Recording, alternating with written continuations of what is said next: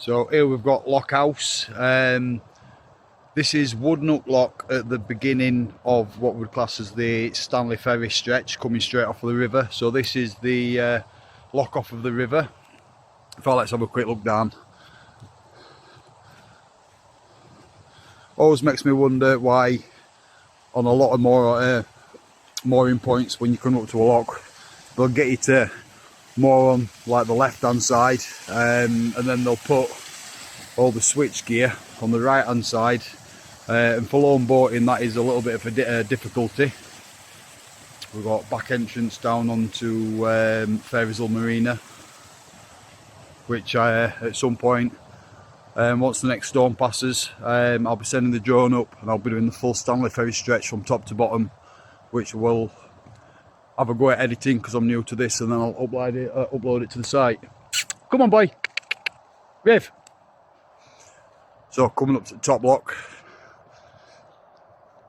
you'll have seen on the cover photo there's a little sunken boat, and the owners managed to get back and raise it and bilge the water out, and yeah, secure it ready for the next lot of severe winds that are coming this way, which will end up being this Sunday predicted. But as you can see, everything's iced up. We've had an narrow boat come through on its way to Castleford, which is I suppose a little bit of a concern when you've got plastics moored up. I mean, look how thick that is. And here we go. So at some point, I do know the person, I've met the person that owns these boats, and at some point it would be nice to sit down and have a bit of an interview with him and see what's gone off in his life for him to come this way.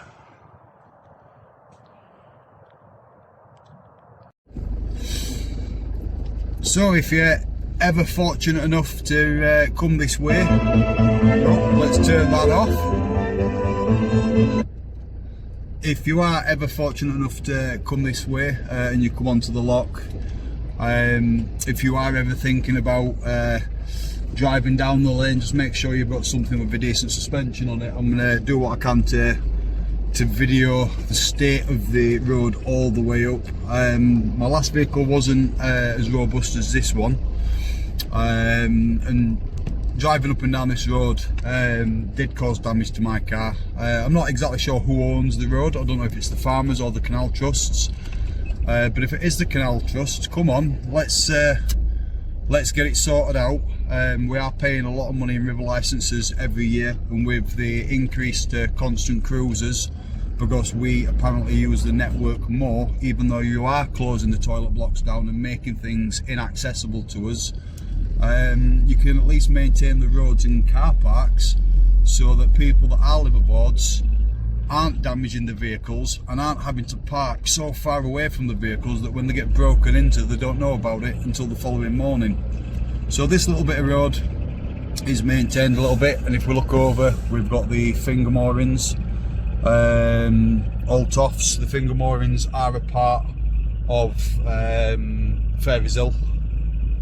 I had a boat on both moorings coming up to COVID, when everything went downhill, and the canal trust promoted everybody coming down by the canal side.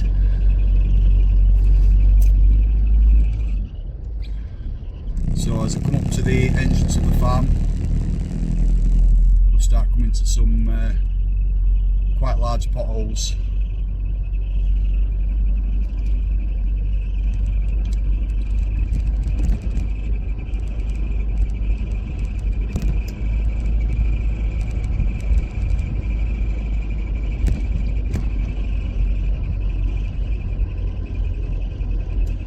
It is a really nice private stretch though, this. Coming and mooring round here it is a little bit difficult because of how shallow it is on either side. Here we go. Now we're getting to all the big potholes and the bits that people have tried filling in to save cars.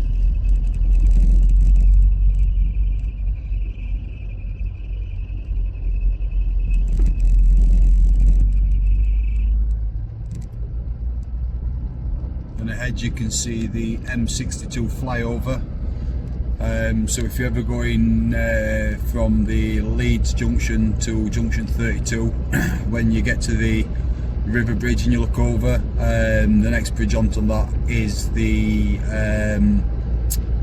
stretch at Foxholes Lane or Kings Road Lock.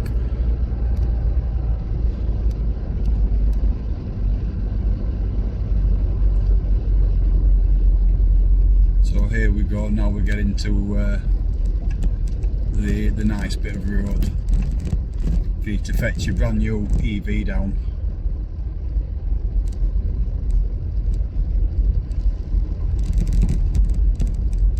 Obviously not us constant cruisers, because we can't afford EVs because we've got to pay extra on our licence, so we'll be saving it for that.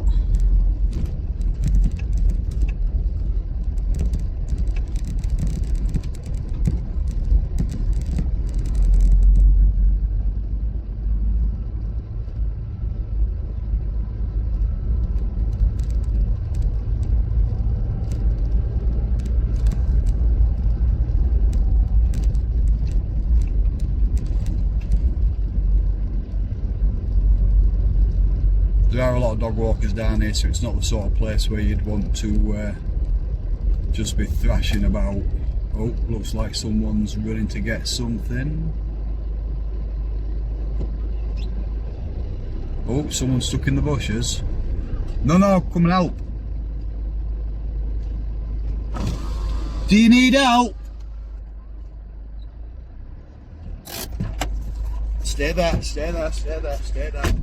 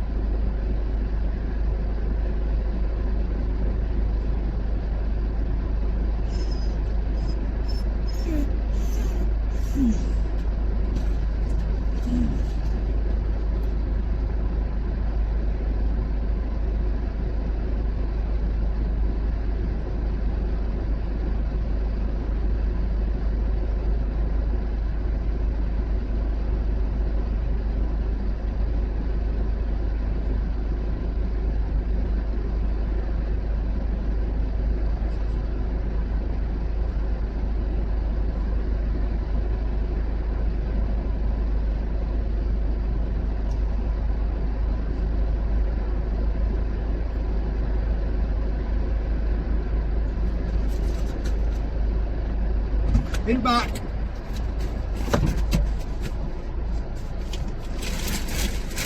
Come on, here, stay.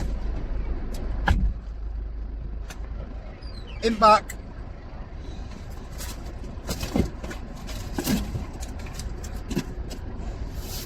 Come and jump in. Dog will stay back. Sit down. I'll come to open the door and just make sure.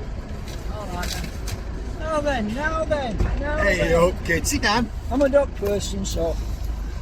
They can sense it, can't they? Oh. Come on, sit down, kid. They know when you're right with them, don't they? Yeah, of course they do. Of course they do. Now then. Chance of that happening. Hey, Chances of that happening. must be a million to bloody one. I know.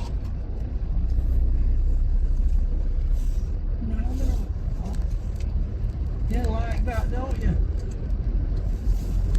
So a car, do you know what? I'm actually coming up here doing a video talking about how cars come racing up and down this road, because they do, and state and condition at roads not right. Well, ain't it stupid? I mean, when it's damp, the skid 50 yards. Yeah. Wouldn't it? Yeah. You don't tell a Yeah. chance. And it's like with this. I mean, I've got 5 gears, but it does 60 mile an hour flat out. Yeah. So you don't race, Matt. I can't afford to race it back. But to be fair, you've got it for a purpose, haven't yeah, you? exactly. So what do you want to be doing, bloody? Exactly. But 80, now 90 mile an hour. I saw your hat come off and I thought, bloody hell, it's.